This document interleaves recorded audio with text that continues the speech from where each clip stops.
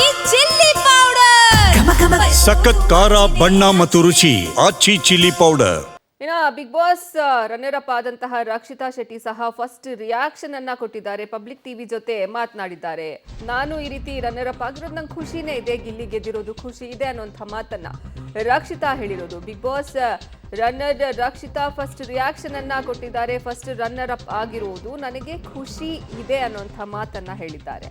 First ಬಂದಿಲ್ಲ ಅಂದ್ರೂ ಪರವಾಗಿಲ್ಲ, ನನಗೆ ಬೇಜಾರೇನಿಲ್ಲ, ಇದು ಖುಷಿನೇ ಕೊಟ್ಟಿದೆ, ನಾನು ವಿನ್ ಆಗಿದ್ದೀನಿ ಅಂತ ರಕ್ಷಿತಾ ಶೆಟ್ಟಿ ಹೇಳಿಕೆಯನ್ನ ಕೊಟ್ಟಿರೋದು. ಕಡಲಕುವರಿ Rakshita Bigg Boss runner up ಆದ್ಮೇಲೆ ಫಸ್ಟ್ ರಿಯಾಕ್ಷನ್ ಅನ್ನ ಕೊಟ್ಟಿದ್ದಾರೆ. ಪಬ್ಲಿಕ್ ಟಿವಿ ಜೊತೆ ಮಾತನಾಡಿದ್ದಾರೆ.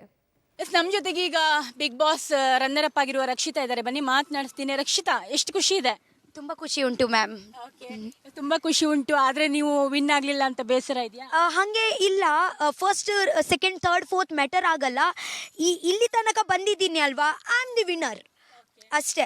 ಜಸ್ಟ್ ನನಗೆ ಟ್ರೋಫಿ ಸಿಕ್ಲಿಲ್ಲ, ಮತ್ತೆ ಎಲ್ಲ ಸಿಕ್ತಲ್ವಾ ನನಗೆ, so I am the winner, right. ಇಷ್ಟೊಂದು ಓಟ್, ಕೋಟಿ ಓಟ್, ಎಷ್ಟು ಜನ, ನಿಮ್ಗೆ ಎಷ್ಟು ಎಕ್ಸೈಟ್ಮೆಂಟ್ ಇದೆ? ಅದು ತುಂಬ ಜಾಸ್ತಿ ಎಕ್ಸೈಟ್ಮೆಂಟ್ ಉಂಟು. ಫಸ್ಟ್ ರನ್ನರ್ ಅಪ್ಗೆ ಎಷ್ಟು 37 ಕೋಟಿ ಅಂತ ಉಂಟು. ಸೆಕೆಂಡ್ ಕೂಡ ಅಷ್ಟೇ, ಮೇಲೆ ಕೆಳಗೆ 37 ಕೋಟಿ ಪ್ರೆಸ್ ಮಾಡಿದ್ರಲ್ವಾ. ಅಷ್ಟು ಟೈಮ್ ತಗೊಳ್ಳಿ ಪ್ರೆಸ್ ಮಾಡಿ ಅಂದರೆ ಟೈಮ್ ಕೊಟ್ರಲ್ವಾ, ಪ್ರೀತಿ ತೋರಿಸ್ತಾರಲ್ವಾ, ಸೊ ತುಂಬ ಖುಷಿ ಆಯಿತು. ಭಾವುಕರಾಗ್ತಾ ಇದ್ದೀರಾ? ಆ ಭಾವುಕ ಮೀನ್ಸ್ ನೀವು ಅಳ್ತಾ ಇದ್ದೀರಾ? ಅಷ್ಟು ಖುಷಿ ಉಂಟು ಮ್ಯಾಮ್, ಖುಷಿ ಉಂಟು, ತುಂಬ ಖುಷಿ ಉಂಟು. ಇದೇ ಎಕ್ಸ್ಪ್ರೆಸ್ ಮಾಡಲಿಕ್ಕೆ ಆಗಲ್ಲ. ಸಮ್ ಫೀಲಿಂಗ್ಸ್ ಎಕ್ಸ್ಪ್ರೆಸ್ ಮಾಡಲಿಕ್ಕೆ ಆಗಲ್ಲ ಅಲ್ವಾ ವರ್ಡ್ಸಲ್ಲಿ, ಅದೇ ಒಳಗೆ ಉಂಟು. ವಂಶದ ಕುಡಿ ಅಂತ ಹೇಳ್ತಿದ್ರು. ವಂಶದ ಕುಡಿನೇ ಫಸ್ಟು ಸೆಕೆಂಡು ಬಂದಿದ್ದು. ನಿಮ್ಗೆ ಎಷ್ಟು ಖುಷಿ ಆಯ್ತು? ನಮ್ಮ ಲಾಸ್ಟ್ ತನಕ ನಮ್ಮ ಫ್ಯಾಮಿಲಿಯೇ ಇದ್ದರು, ಖುಷಿ ಆಯಿತು. ಯಾಕೆಂದರೆ ನಮ್ಮ ಅಮ್ಮ ಕೂಡ ಇದ್ದರು, ಅಶ್ವಿನಿ ಮ್ಯಾಮ್, ನಾನು, ಗಿಲ್ಲಿ. ನೀವು ಅಂದ್ಕೊಂಡಿದ್ರಾ ಫಿನಾಲಲ್ಲಿ ನಾನು ಮತ್ತೆ ಗಿಲ್ಲಿ ಇರ್ತೀವಿ?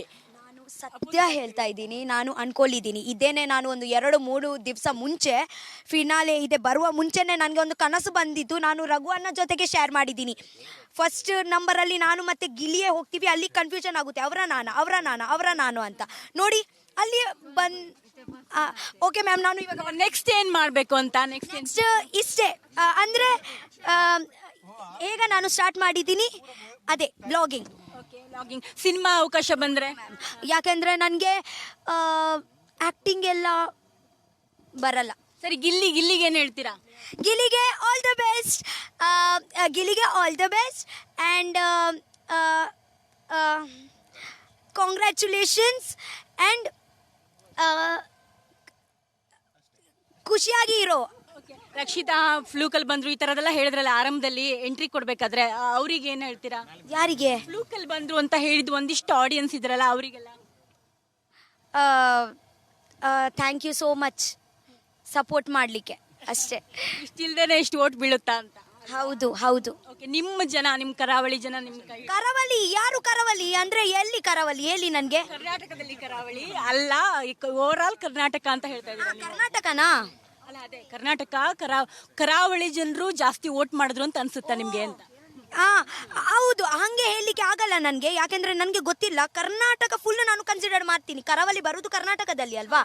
So thank you so much. ಯಾಕೆಂದರೆ ಎಲ್ಲ ಕಡೆ ಒಂದು ಸ್ವಲ್ಪ ಕಾಂಟ್ರಿಬ್ಯೂಷನ್ ಉಂಟು. ಸೊ ಪರ್ಟಿಕ್ಯುಲರ್ಲಿ ಒಂದೇ ಜಾಗದ ನನಗೆ ಹೇಳಲಿಕ್ಕೆ ಆಗಲ್ಲ. So thank you so much Karnataka ಜನ. ನೆಕ್ಸ್ಟ್ ಏನು ಇದೆ? ಬಂಗುಡೆ ಫ್ರೈ ಮಾಡೋದಾ? ಎಂತ ಇಲ್ಲ, ಹೋಗಿ ಮಲಗೋದು ಅಷ್ಟೇ. ಬಾಯ್. ಅಲ್ಲ, ನೆಕ್ಸ್ಟ್ ಆ ಖುಷಿಗೆ ಸ್ವೀಟ್ ಮಾಡೋದಾ ಅಥವಾ ನಾನ್ ವೆಜ್ ತಿನ್ನೋದಾ? ಹೋಗಿ ಮೀನು ತಿಂತೀನಿ, ಬೂತಾಯಿ. ಅಮ್ಮ ಅಷ್ಟು ಖುಷಿ ಆದ್ರೆ ಬನ್ನಿ ಉಡುಪಿಗೆ. ನೀವು ಇಲ್ಲೇ ಸಿಗ್ತಾ ಇಲ್ಲ, ಇನ್ನು ಉಡುಪಿಗೆ ಬಂದ್ರೆ? ಹಾಗೆ ಇಲ್ಲ, ಇವತ್ತೇ ಪ್ರೋಟೋಕಾಲ್ ಉಂಟಲ್ವಾ, ನಮಗೆ ಮಾತಾಡ್ಲಿಕ್ಕೆ ಹಂಗೆ ಆಗಲ್ಲ. ಬರ್ತೀನಿ. ಆ ಮೂಮೆಂಟ್ ಲಾಸ್ಟ್ ಅದೊಂದು ಹೇಳ್ಬಿಡಿ. ಎಕ್ಸೈಟ್ಮೆಂಟ್ ಮೂಮೆಂಟ್ ನಿಮ್ಗೆ ಹೆಂಗಿತ್ತು ಲಾಸ್ಟ್ ಗಿಲ್ಲಿಯವ್ರ ಕೈ ಎತ್ತಬೇಕಾದ್ರೆ?